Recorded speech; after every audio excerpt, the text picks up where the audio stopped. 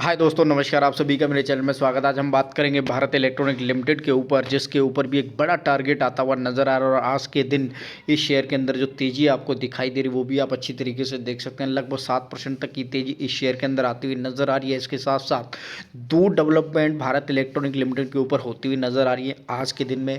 पहली ये है कि एक बड़ी कंपनी ने इस शेयर के अंदर से अपने स्टेक सेल कर दिए हैं, और दूसरी बड़ी खबर है उस सेलिंग के बाद कंपनी के टारगेट के ऊपर बहुत बड़ा फ़र्क पड़ा है। यानी कि बहुत बढ़िया टारगेट आते हुए नज़र आ रहे हैं। यानी कि हो सकता है कि कंपनी ने जैसे ही अपने शेयर स्टेक सेल करे उसके बाद से कंपनी के अंदर एक बड़ी डेवलपमेंट होती हुई नज़र आ रही है। तो उन दोनों ही खबरों को हम पढ़ेंगे और ये देखेंगे किस हिसाब से इस शेयर के अंदर एक बड़ी डेवलपमेंट के साथ साथ एक बड़ा जो टारगेट आता हुआ नज़र आ रहा है वो कितना बड़ा है। वो ये है कि पहले हम इस न्यूज़ को पढ़ लेते हैं कि जो टारगेट है वो कितना बड़ा है।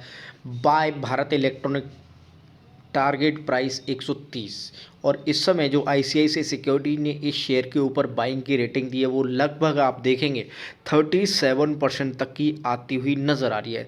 Bharat electronics down after Q3 disappointed, and उसके बावजूद भी आईसीआईसीआई सिक्योरिटीज़ इस शेयर के ऊपर एक बढ़िया स्ट्रॉन्ग डिसीजन लेते हुए टारगेट लगभग 130 रुपये का रखता हुआ नज़र आ रहा है।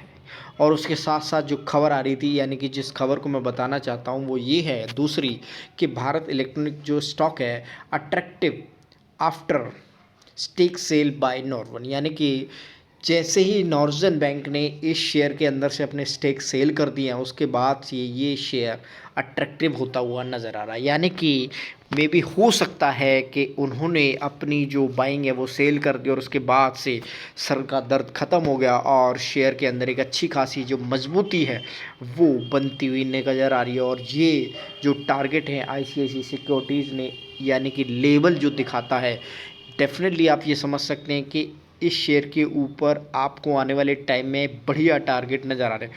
और जैसे ही मार्केट खुलता है, पूरे मार्केट के अंदर जो सबसे ज़्यादा तेज़ी इस शेयर के अंदर इस समय नज़र आ रही है वो आप ये देख सकते हैं कि पूरे के पूरे दिन ऑलमोस्ट इस शेयर के अंदर तेज़ी बनी रही।